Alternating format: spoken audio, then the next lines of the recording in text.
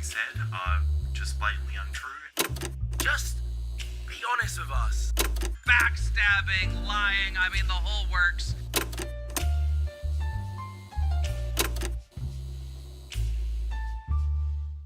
Hello ladies and gentlemen, and welcome to The Right Opinion, the home of a twat with too much free time. And my oh my, do we have a topic on our hands today. I know this is late, but honestly it's a subject that has taken many twists and turns that it was worth waiting just in case any final revelations were brought forward. And obviously this video does not exempt the fact that there may be further twists and turns in the case, and also does not mean that any new unrelated information may compromise the character of those involved. So let's talk about gaming festivals.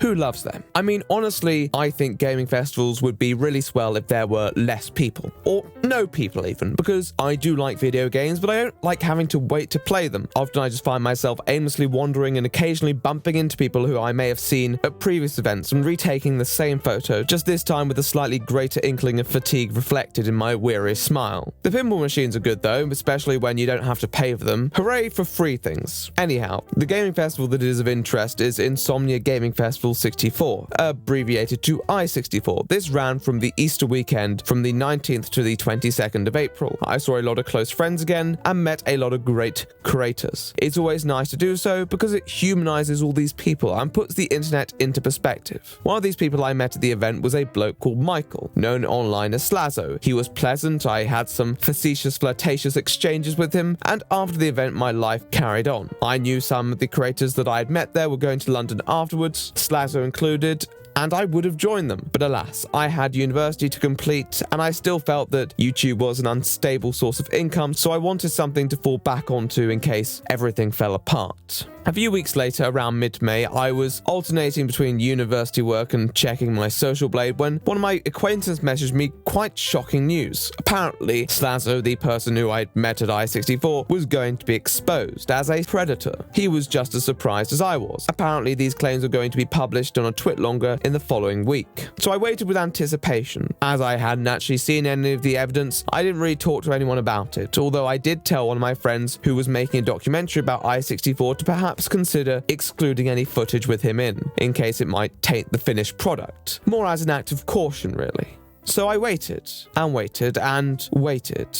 A month later, a twit longer was published by a person named Pop, who goes by the name of Che. It documented the allegations against Slazo. These allegations painted him as a sex-hungry predator who exploited the innocence and inexperience of a younger individual in the relationship, aggressively obtaining gratification when she didn't want to offer it. This was met with immediate support from the community, including many large YouTubers. It was clearly a very emotional topic for many people, and many wanted to show their support for a victim. Alongside the twit longer, there was a substantial amount of screenshots that appeared to provide irrefutable evidence that Slazo was behaving in just this fashion, including multiple allusions to sexual assault, which seemed to corroborate her testimony. I'm a naturally hesitant person, however, so I decided to wait a bit more. Obviously, I didn't really blame anyone who wanted to show their support because many of them are clearly invested, and many people behind the scenes may have information that I may not be privy to, and the screenshots themselves were undoubtedly compelling. It was a few days later that Drama Alert reported on the situation with a screenshot of Slazo's initial statement. It was nothing too revealing, said some of the claims were false or exceptionally misleading, and understandably said that he would be working on a reply that would take a little more time. He also said that he was caught off guard by these claims as he had met Che since the relationship and supposedly put it all behind them. My judgment was skeptical of his statement at this point, but if he was prepared to reply, then I expected him to have something at least. However, then Pop decided to release an additional response to Slazo's statement. It stated that they had a conversation on Instagram in which Slazo did not deny any of the claims that she made, thus incriminating him further. Many people once again stood behind these claims and supported Che with what she was saying. No one with any decent amount of common sense was going to instigate grief onto a possible victim of sexual predation. However, behind the scenes something didn't sit right with me. I already mentioned this in a previous video and I'll go into more depth later, but looking at the conversation, something about the tone of Che just made me uncomfortable. So I confronted Slazo and told him that although he's deserving of some very genuine criticism, if it had been taken out of context like he claimed, in spite of the risk, it would be worth showing the additional content because the importance of protecting your social image is vital. These are things that will stick with someone for life. And if she has shown what would frame you as terrible, if you say you want to show evidence but then don't, people will take that,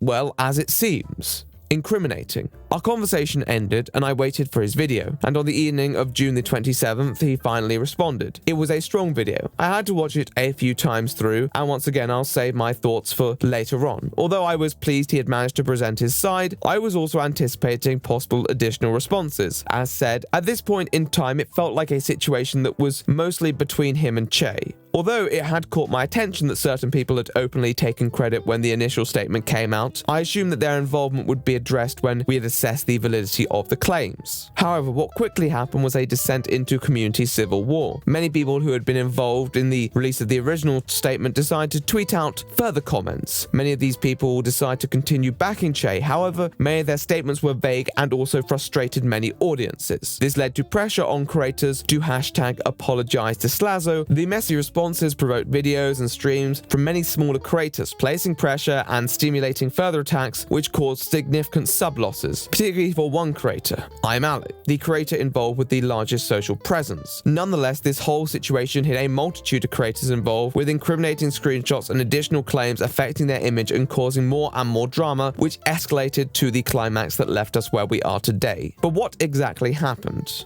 And why did it? Well, let's have a discussion. As a preface, I do know many of the creators personally, and therefore I will naturally seek to defend their character. However, criticism is criticism, and there is a lot to dish out, and a lot of information out there to clear up as well. So let's go to the beginning of this story.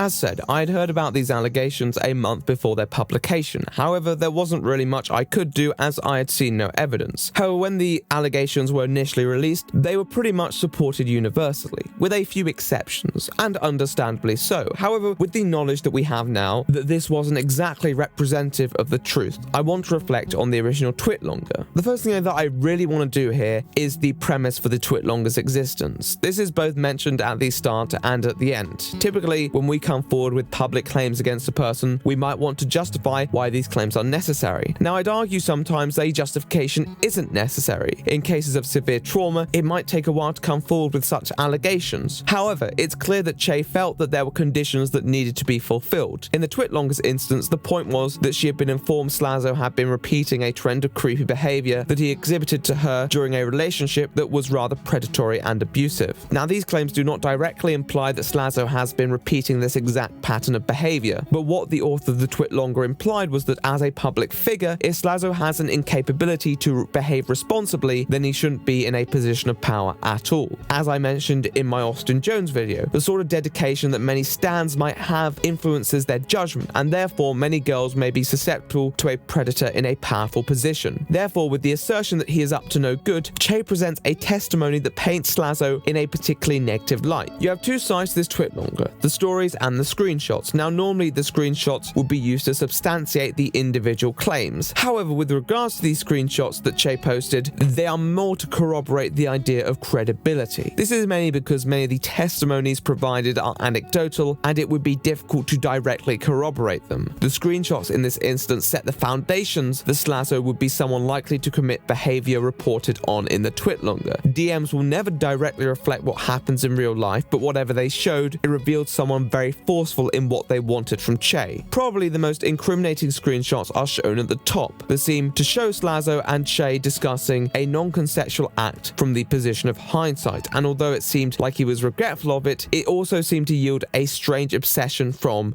an urge, as he said it. That urge seems like something that is hard to control and appears to be the greatest threat if he is continuing to behave with the mentality that he has expressed in these messages. Many people took this as definitive evidence that Slazo was a predator, but there were a few details that made me rather hesitant at the time. The first was that I had been told of additional details when I was informed in May that didn't make it in the first Twitlonger. Arguably, this evidence that I was told of was some of the most incriminating, and although I reserved thought for the possibility that these may be held off due to possible police involvement, the fact that they had not been mentioned at all, not even in the context of the idea that they had been passed on to the relative authorities, confused me. Once again, I was not certain about these circumstances surrounding that information, and the evidence was still convincing on its own terms, but it was a personal note I had to take.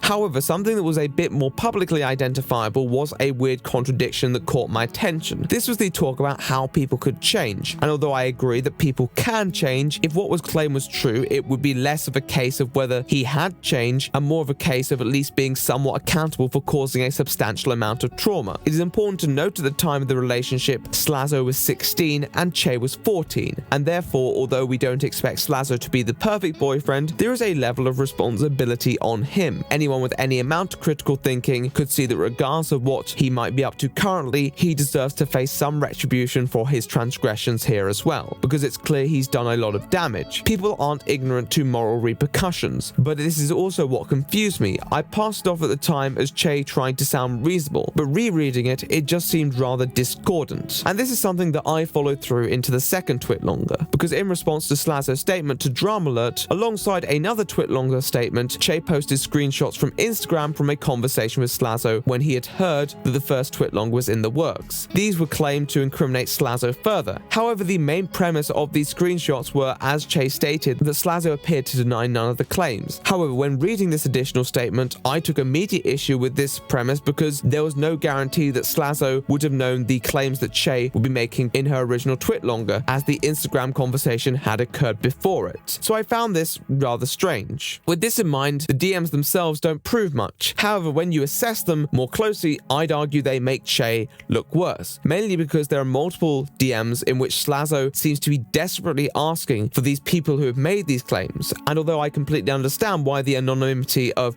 victims who haven't gone public yet needs to be protected, there was an evasiveness about her answers that made me very uncomfortable. After numerous amounts of questions and lack of answers, Che changes the topic completely to the damage that he had caused, and it just felt dishonest because, alright, if you say it publicly, I can see you're trying to present reasonability to the audience. However, there's no reason to say that in this conversation. It's just Slazo. Who knows what he's done regardless? She had no reason to present reasonability. She could have just vented that what he did was wrong, but the fact that she tried to play the "I heard things about you" card and then defaulting when Slazo tried to ask further seemed very suspicious. It felt disingenuous to me, which is what inspired me to reach out to Slazo. It felt like she knew that nothing Slazo had done was as terrible as she framed it, and was trying to look for justification to release these claims when it just wasn't there, while still exaggerating what happened. And honestly, I didn't really want to speak to someone who had possibly done terrible things. They provoke an emotional reaction from me, and people know my personal history with it. But it seemed like so many people had preemptively condemned him for something that just wasn't as it seemed. And I felt he could use a bit of advice.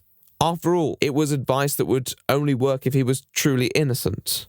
At the end of the day, if you're a popular creator and you're publicly called out, it is extremely important that you can defend yourself. These are allegations that will follow you around because many people will look up your name, someone will recognize your face. It is a matter that extends into your private life. Whether that defense takes a few days or a couple years sometimes, these things will take some time to consolidate. Just don't rush a statement, or don't try and cut something halfway, or else people will just think you're trying to get away with it by downplaying it. By premising that he'd be responding further but not saying too much, he didn't let people take his response apart, and this gave him maximum scope for a full response. I wanted to make a video regarding the situation as of a couple weeks ago. Some of you might be wondering why I took so long to make this response. I've spoken about the aesthetics of his response in a previous video, so I won't go in it too deep, but there's a lot of points to be taken away, nonetheless relating specifically to the situations in question. One thing that Slazo couldn't really dispute was the actual content of the DMs. However, there was a lot he could dispute, and we'll discuss how much the DM content was actually compromised. But we'll look at the video for now. There are two separate things he could do. Firstly, present a perspective that makes his story look legitimate, or go the extra mile and disprove the opposing perspective. Although Che provided DMs, as noted, they were much more to construct an image of a character that would imply he's capable of doing those acts. There was no real evidence with direct reference. So firstly, Slazo goes in for the anecdotal evidence. He doesn't directly contradict every story, but he does manage to provide enough evidence to show that some of these stories aren't exactly as they were presented. She pulls my hand down and says to to touch her, which is a pretty long way from how she portrays it in her version of the story. In fact, she was actually the one who brought up the entire idea of doing anything in the cinema. It was her idea, and I had no reason to believe she wasn't as in on this as I was. But I do have plenty of evidence from very early on in the relationship where she clearly made no intention to wait until 16. That was never clear to me. I never got that impression, and I don't know why she's saying that. She also mentions later in the post that she's never been in a relationship before. This isn't the impression that I was under. I was under the impression from these screenshots here that she's had at least 2 boyfriends and 1 girlfriend before we ever met. This is important because none of the stories were proven necessarily, so the fact that Slazo could at least provide contradiction for some of them was enough to undermine a key factor necessary to Che's testimony: credibility. On one hand, Slazo could have straight up denied these claims and left it there, but the evidence he provided actually showed that Che had not presented these claims in good faith. Probably the most incriminating factor was that the evidence that he provided was DM related, and given the fact that Che clearly went through the DMs fairly meticulously to collect as much evidence against Slazo as possible, it seems she must have avoided a lot of DMs that would show her as not being as helpless as she framed herself as. Memories can be clouded and inaccurate, but the problem was the memory had become so biased that for many people, whether Slazo intended to or not, showed the claims as released in bad faith. The same DMs that had incriminated Slazo a few weeks later had suddenly exonerated him. But previous to these messages, I'd mentioned something, a complaint I had that I probably should have kept to myself. It's embarrassing for her, and she's saying that she wasn't too keen on doing that thing in the first place, and now she's embarrassed. Anyway, around here, she crops out around 11 minutes of conversation between us, where I apologize and try to get her side and understand how she feels. I wasn't very good at it, but I tried. In the video where she's scrolling through her messages here to prove that they're real, she also goes nearly up to where I apologize and try to understand her point of view, but then quickly scrolls down.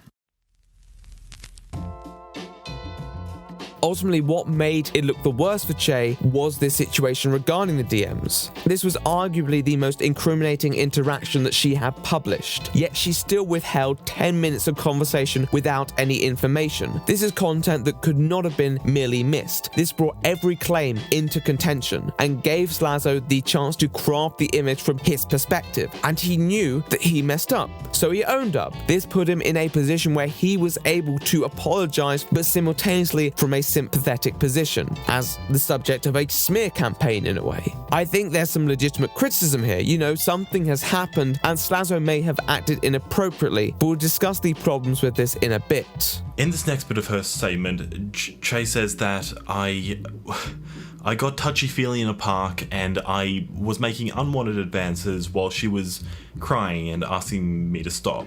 She did that of her own volition, and she even mentions this in Discord messages from after we met up in person, so yeah, I'm not sure why she would lie about that. She is very much on board with it, with the messages from the time where it actually happened, and the way she talks about it then is very different from the way she talks about it in hindsight. She also mentions me taking off her bra while she's crying. Firstly, I would never do this. If I ever suspected that she didn't want any advance I was making, I would stop.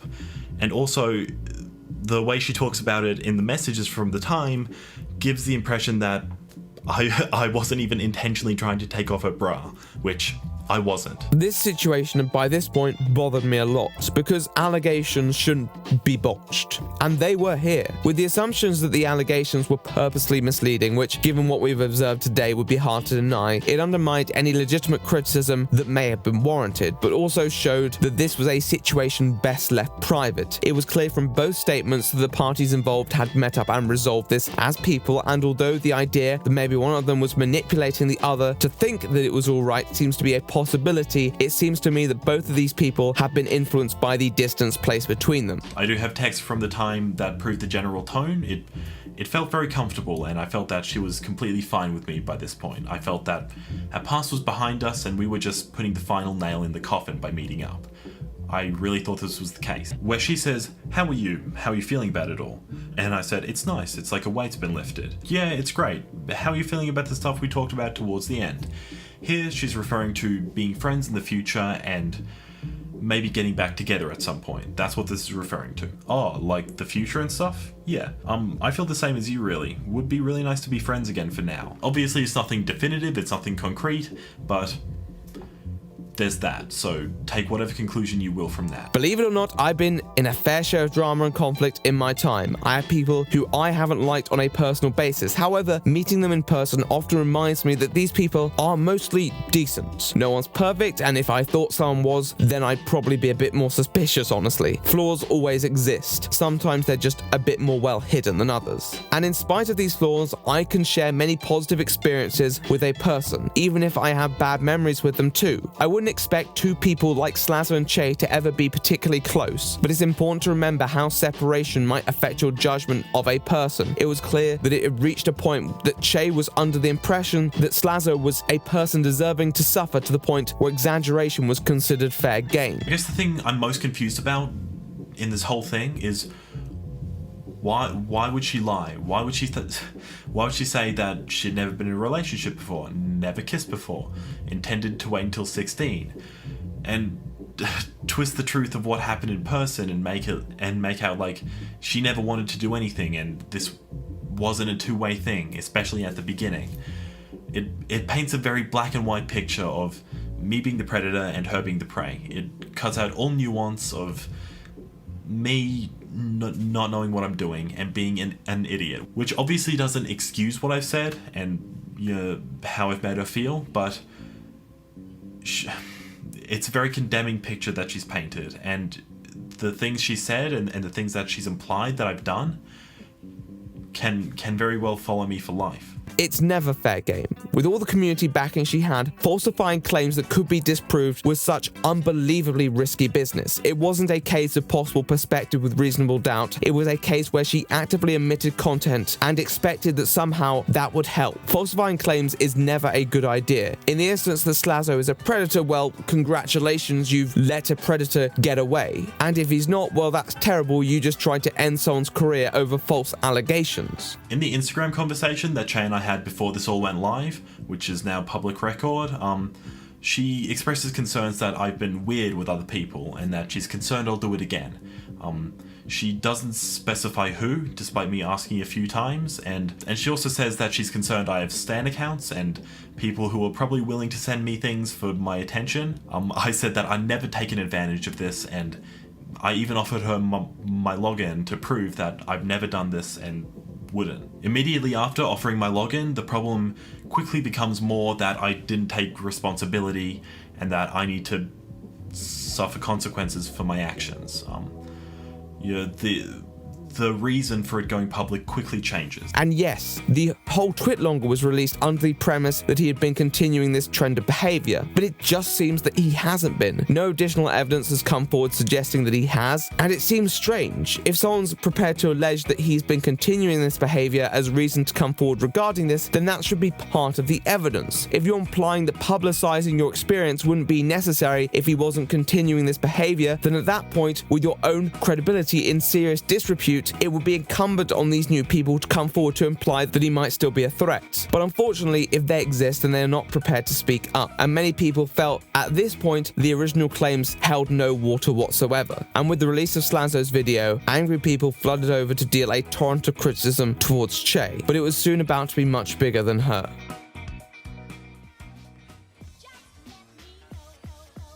There had been discussion about the actual formulation of the twit longer in question, because normally when someone makes claims, you'd expect them to be the curator of these comments. However, in this situation, it seems like there were a few more people involved. This was implied when a couple people commented that they'd been involved, but this didn't come under the microscope until after Slazo's response. After Slazo's response, many felt like he had made a compelling case for himself, and people felt that providing the situation remained as it was, that he was entitled to an apology or at least a retraction from those who supported the original twit longer. I don't think people had a particularly high bar, because those who had endorsed one opinion shouldn't remain supporting that opinion if they now see it as false in case new fans come along and receive a false impression. An apology or retraction is one of the ways that this can be resolved. However, to many people's surprise, a few creators involved decided that actually they didn't want to apologize to Slazo. Initially, the people who put out public statements were Quite, Bluesdank, Dolan Dark, Weasterner, I'm Alex, and King Annie. Although these responses were different shades of tone, many found these responses inadequate or misleading. Some of these responses responses are not worth talking about, such as Quites, because he just said he wanted to wait for more information, which is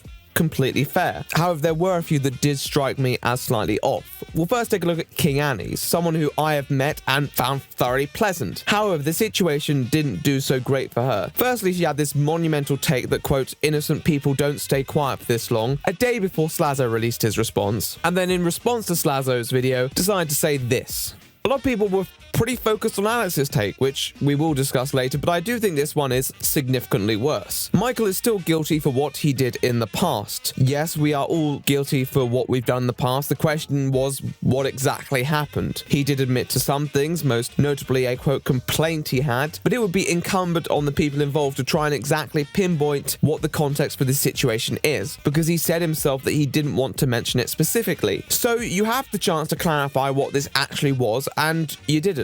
No one is glossing over it. It's just people can't go after him until they know the specific context. Until then, people will be looking towards you for elaboration. And then we have this gaslighting comment, which I found rather strange. Gaslighting is when you make a person doubt their own experiences through manipulation.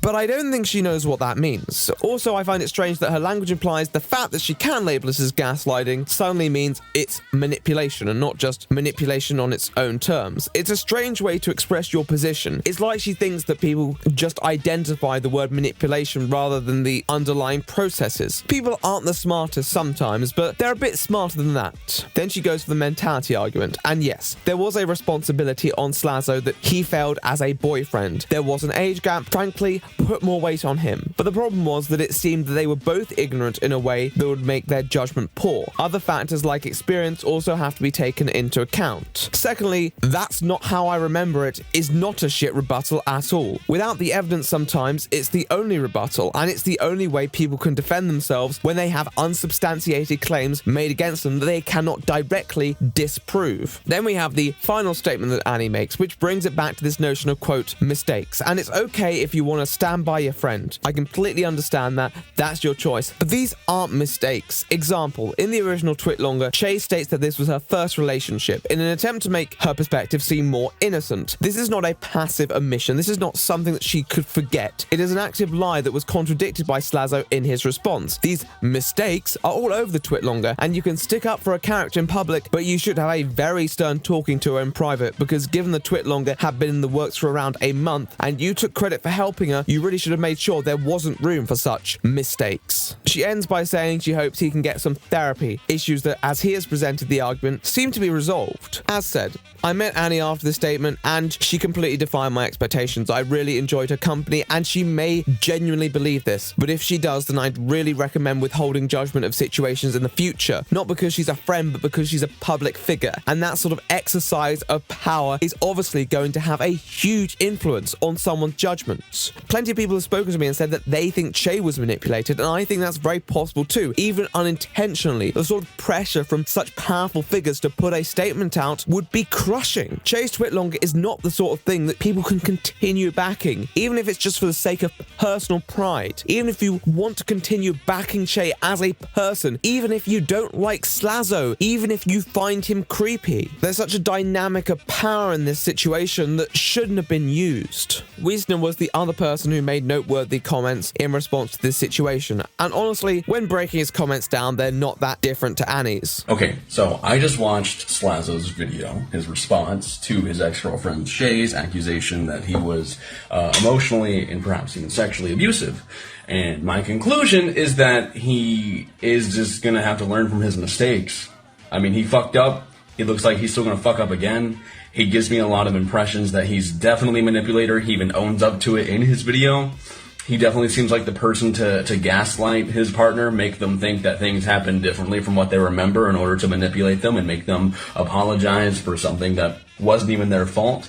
I don't want to believe that Shay is just an outright liar. But there was this one clip that always stuck out to me. Slazo did admit that he was controlling.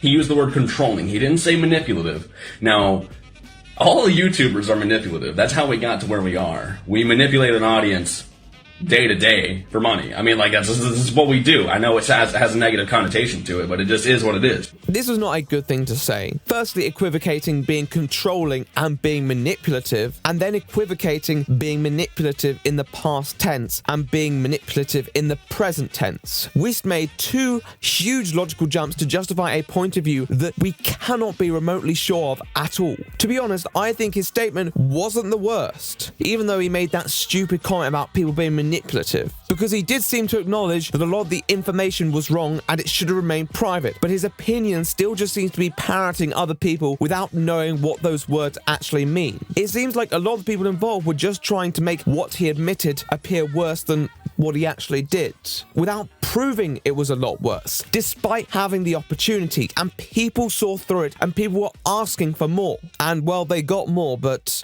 not exactly in the way they'd hoped. Alright, I'm gonna head to VidCon in a second. I've sunburned my Adam's apple. Look like a lobster. I'm in a lot of pain. Here we go again. See you all soon. The problem is that when people started making statements like these, people saw it as them trying to cover their backsides, and for justified reasons. The people involved all knew Che, and if Che had more evidence that she was prepared to release, other people involved were either better off staying silent or at least informing the audience that there would be more evidence to come. However, they spoke as if this was it, at least for now, and people picked up on that. One of the most confusing things for me as a viewer was that people who had openly reacted with such shock and surprise when these allegations were first released, when many of these claims were countered or disproved, suddenly changed their tune as if they knew he was a terrible person anyway. And the fact that the claims were falsified, oh, that doesn't matter. As someone who might be a friend to someone like Slazo, as someone who was not present in the original relationship, as someone who felt the shock and surprised, I'd be relieved when he put out his response. But this was the sort of response that makes people think there's another motive, something else behind it. I'm Alex was another person who, honestly, I didn't expect to be involved. And I really wish he wasn't. I've known him for ages, and he's been having a rough time recently, so I don't want to give him grief. He has apologized since, but it would be dishonest for me to pretend he doesn't exist. He was one of the people who decided that the public deserved a response, and whether they did or not, it probably wasn't the one that Alex should have provided.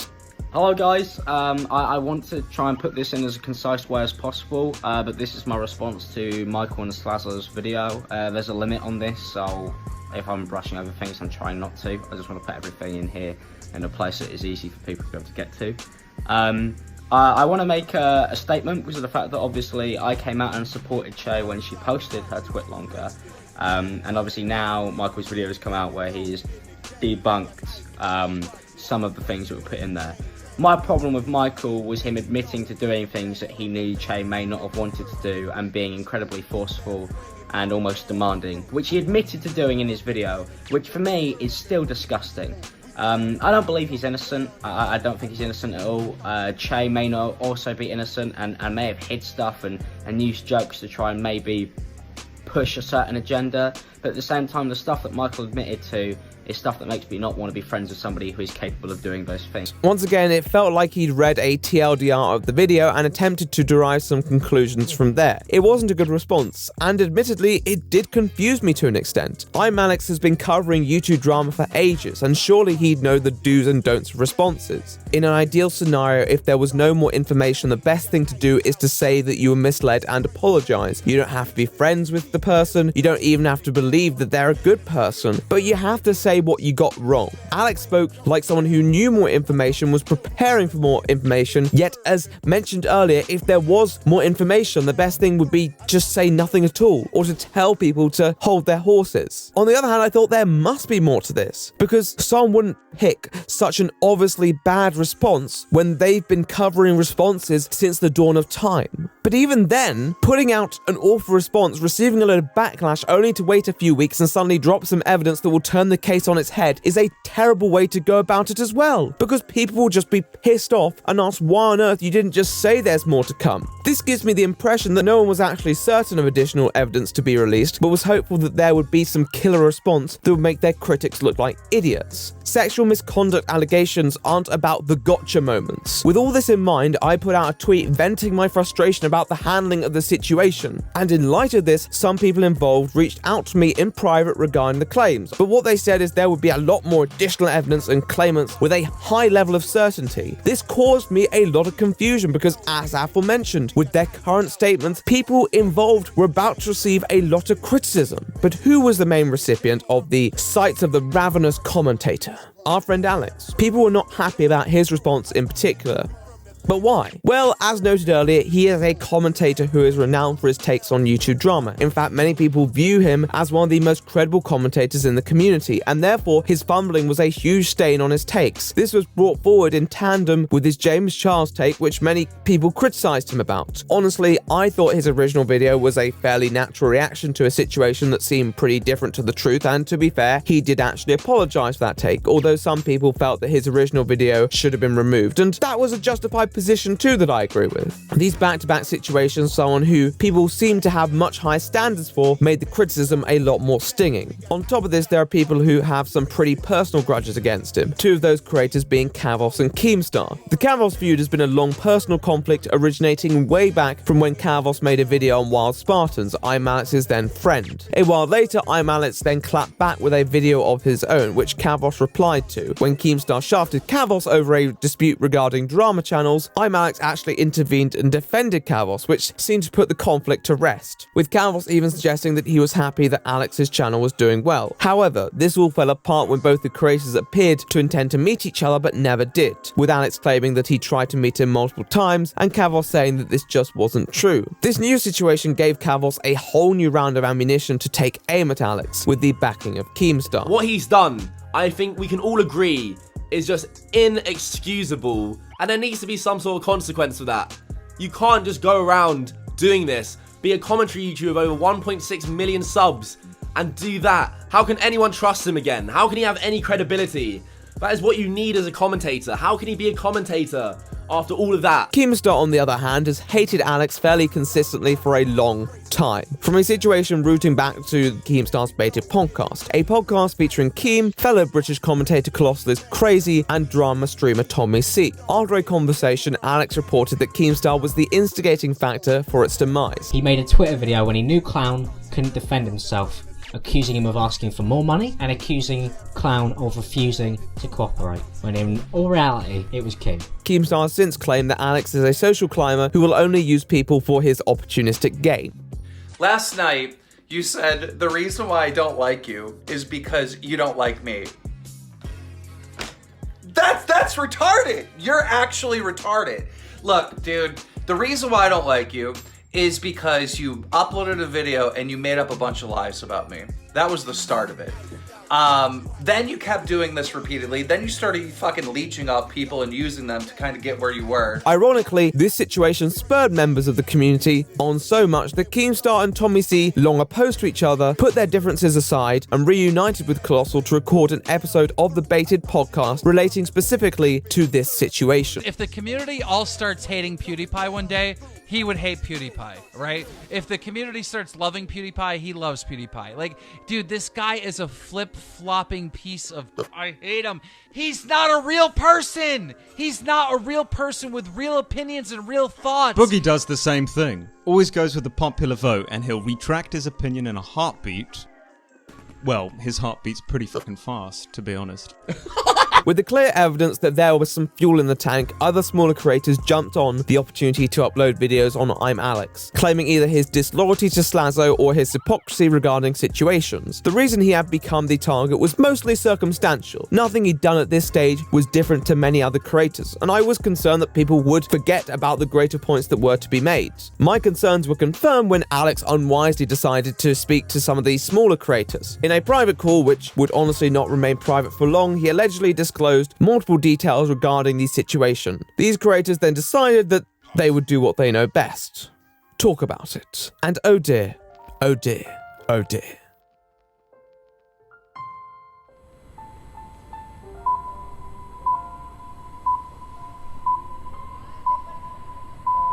In this call, it is alleged that all sorts of information was divulged. The prime recipient of this information was a YouTuber/streamer named Nicholas Diorio, who then went and passed on Alex's numerous comments to various creators, some who were directly referenced and others for video purposes.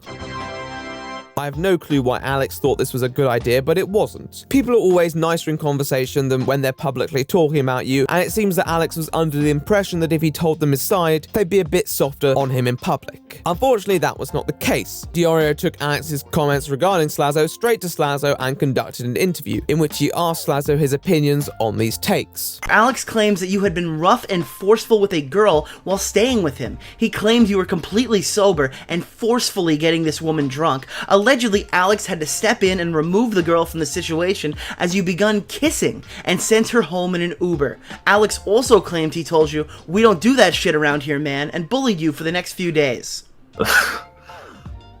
Yeah, so, yeah, this was really confusing to hear, honestly. This is a complete embellishment of what happened.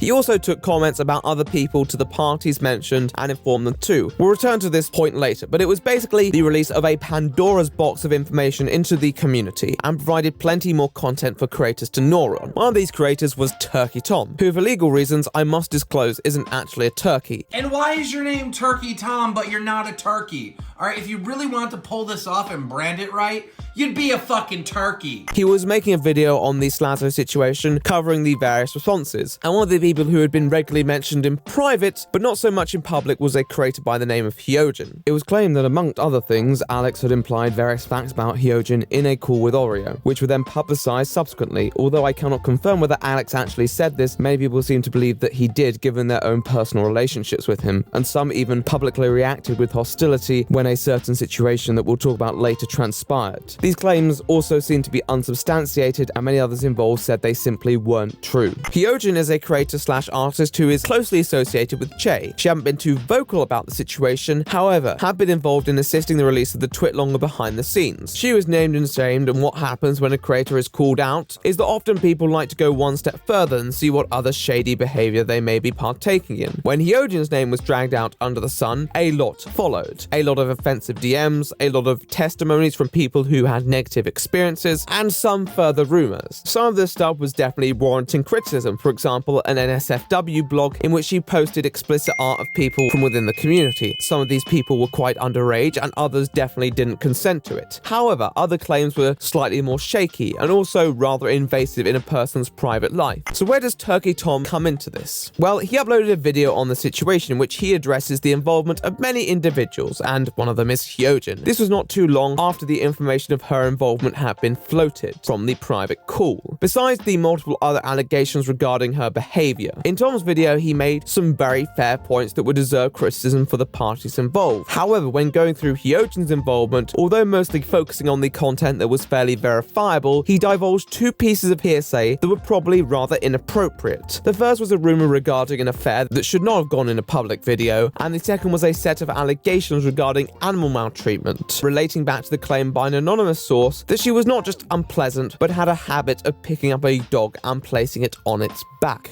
Now, I cannot comment on the verifiability of these claims, but the problem was the second claim was so outlandish and ridiculous that it immediately caught the most attention, despite arguably being the least relevant. Now, normally with such a claim, we would think about it critically, innocent until proven guilty. However, people were so caught up in the sentiment of criticizing Hyojin that it was just lumped in there with all the actual other legitimate criticism. And because it is arguably the strangest claim, it became the claim that was referenced the most, and ultimately became a focus. Alongside the already existent criticism of her content in the situation, it finally provoked a response from her. However, these responses were not well received because they weren't very good, and people continued to lump pressure onto her. Creators made additional videos. Turkey Tom made a second video in which he responded to Hyojin's comments and provided further elaboration to his points, and although there was still attention on other people involved, it's clear that a lot was said about Hyojin, and she became a very easy target due to her incompetence in dealing with this. However, it's clear that people had become too carried away on the basis of some shaky criticism and some character, and it was easy to witness. Ultimately, the sort of mob had turned on Hyojin, and it was becoming very toxic, and after a few days she blacked out her Twitter, and it was reported she'd attempted to take her own life. Fortunately, she survived and was hospitalized. However, this provoked a lot of further conflict from within the community. At first, there was an immediate reaction, an outpouring of support in the hashtag Love for Hyojin movement, trying to reverse what it had become. But soon enough, people began to make more provocative statements. Many people began to turn on those who had rustled up this scenario, stating that they were partly accountable for this terrible situation. However, in response to this, many of the lead critics asked if the attempt really changed any of the points that were being made against her.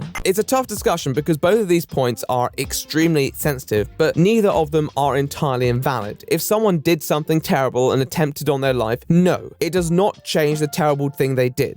But I also think the point of criticism is to improve someone, not drive them off the edge. And mixing in unsubstantiated rumors in there just generally harm the case that could have been much more focused on what actually happened and not drive someone's image down as some sort of dog tipper. It's why we should always make our criticism as clear as possible from a personal perspective. We will always provoke some backlash onto a person if we criticize them. However, firstly, we want to make sure that we don't cause harassment, and secondly, we don't want to provide backlash on the basis of false information. Nonetheless, that does not mean that harassment is accountable to the original critic, because there will always be some people who look for an excuse to harass people regardless, and there has to be some level of personal responsibility for such behavior. In this situation, I don't think anyone maliciously intended to provoke harassment, nor do I think anyone can singly be blamed for reporting on a lot of this. But going in with outlandish rumors at a time where people saw a lot of the claims as flying, regardless of whether they had wings or not, was probably not the best shout. Try and make sure that what you're basing your content off is as well-founded as they come. It doesn't just help the person you may be criticizing, but it helps your case too, and prevents this sort of situation coming back today. To Tom's credit, he has actually made changes to his videos that remove the unsubstantiated claims, and anyone who also did that should receive their fair credit. It's an emotional situation, and people do feel really strongly about it. I respect that. When people made their videos, I don't think it came from a place of haha drama, let's cash in. I genuinely think this mattered to people because people did feel strongly about being in a position where you would be exposed for something that you didn't do, and you could have your whole career ruined. That provoked strong feelings, understandably so. However, although this was the situation that brought the drama to a halt, it was still a very small part of a very complex puzzle, because there were still so many unanswered questions regarding how and why this happened, and what exactly was going on behind the scenes. And that's what I want to discuss now.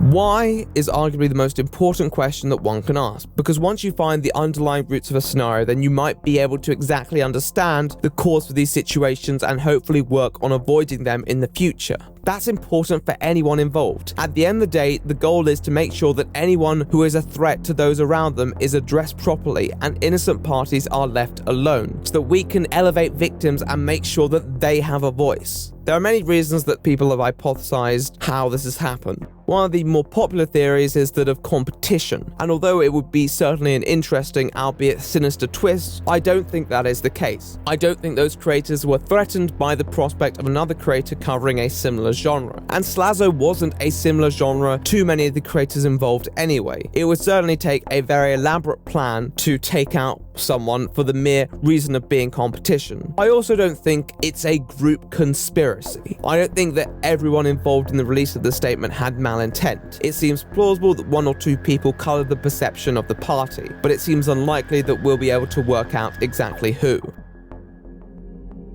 In light of the situation, we've seen a few party members involved openly apologize for their involvement. This seems like the right thing to do at this point. However, it still doesn't really answer why a couple of people doubled down at the time. Some have stated that they thought they'd heard more stories, but it just seems confusing that if the first claims were disproved, they'd stand by these additional claims and openly call out Slazo if they were unsubstantiated, which is what they seem like. On top of this, a fair few people still defend Che's intentions or say that they thought she genuinely didn't have the idea of leaving out all this evidence. And once again, although someone may be genuinely hurt, it really can't excuse what happened. It really can't change the fact that she would have had to have gone through all these messages and she didn't just accidentally miss out. 10 minutes of DMs. It's impossible to really work around. It doesn't really excuse what happened and doesn't really make sense either. The fact that someone just accidentally left out 10 minutes of conversation. I can't look inside their soul and completely deduce what was going on, which made so many people desperate to justify that Slazo wasn't a good person. But given the similarity of all the responses and the general misuse of terminology, it seems like it was just a case of groupthink, with some people's ignorance taken advantage of by a less than well-meaning actor perhaps. But that's just a theory. Some people haven't commented further, that will be for better or for worse. Some people have,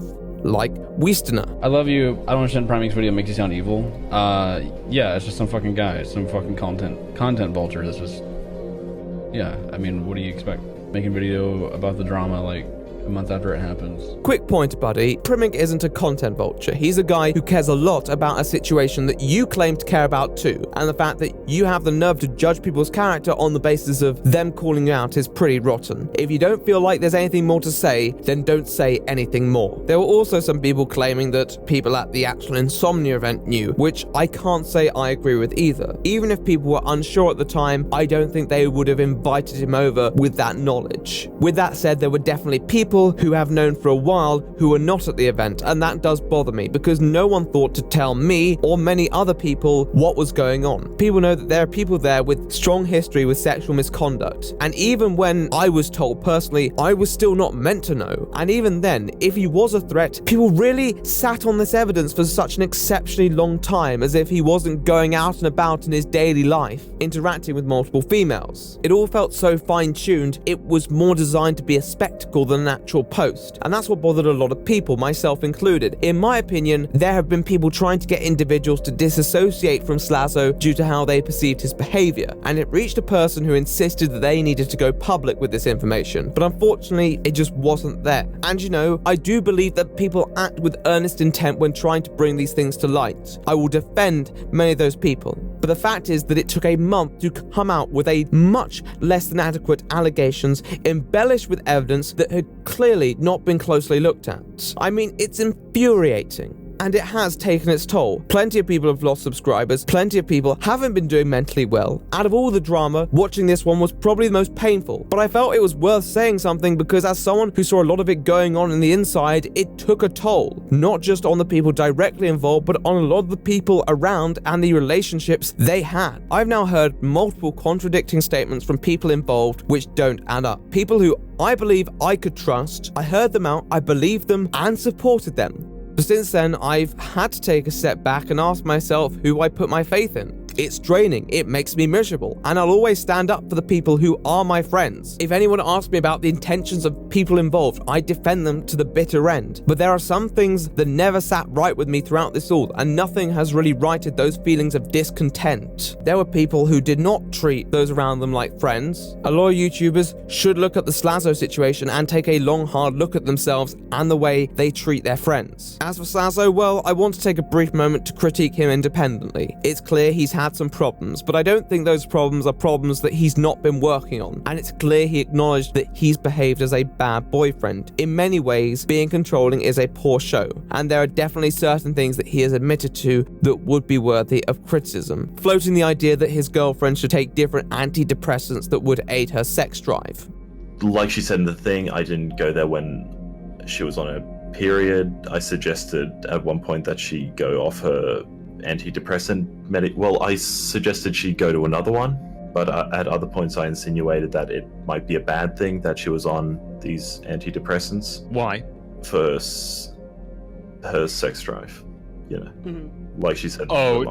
So your intention was to amplify it or to decrease it? To amplify it. Yeah. All right, that's the point against you, I would say. It was exceptionally inappropriate, and we don't know the context of this. He may have just suggested it one time passing, or it may have been a more coercive problem, but he's been given a chance to redress himself in this situation, and I am pleased with that. He has the chance to improve himself and work on his image. I do not believe he's a bad person, though that's just my opinion, and I may have been duped. Slazo may not be the changed man that I view him as now, and I'll have to hold my hands up. And that's okay, because we get things wrong sometimes. I've got things wrong. I'm probably going to get things wrong again. We can't expect to get everything completely right. But if we end up in a situation that is so much bigger than us, where a person's career might rely on our own conduct, then we need to hold our hands up. And if there's more to come, then just let people know. If you think that holding off information and surprise releasing it in bits is going to own your critics, you are really wrong. Allegations are not film sequels. Although I have spoken about my involvement in this, it would be unfair to not note the work of the many people who did provide Slazo with the support when certain creators continued to turn on him in spite of his rather conclusive response. With what we know, I do believe they did the right thing and provided substantial criticism to names who would have otherwise gone unchecked, and I must give them their due credit. To finish, I definitely urge people to take a bit more of a careful response to allegations in the future. There's nothing wrong with throwing your weight behind and taking a stand and making creators address these things. At the end of the day, I do believe it's their responsibility, but definitely don't go on a clowning stampede. The main goal should be to have people address it, and if they can't, they've messed up, then we can enact what we view as a proportional response. Justice is a responsibility incumbent on the community, creators and audiences alike. It's a shame that it was misused in this instance, but hopefully it's at a close now and we can all move forward.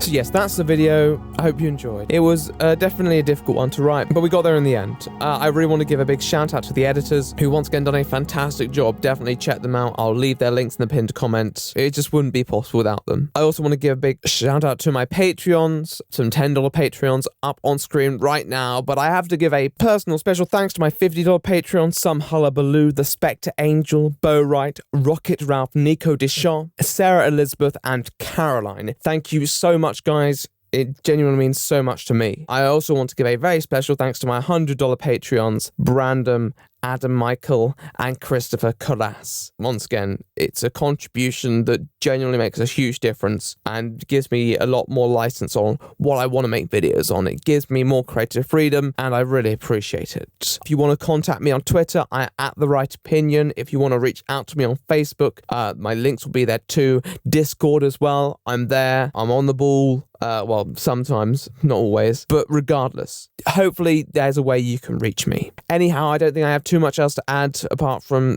I hope you guys are having a lovely week whenever this is released. And if you're not, well, I hope it made this week a little nicer. Otherwise, take care, lots of love, and I'm The Right Opinion, and I'll see you in the next one.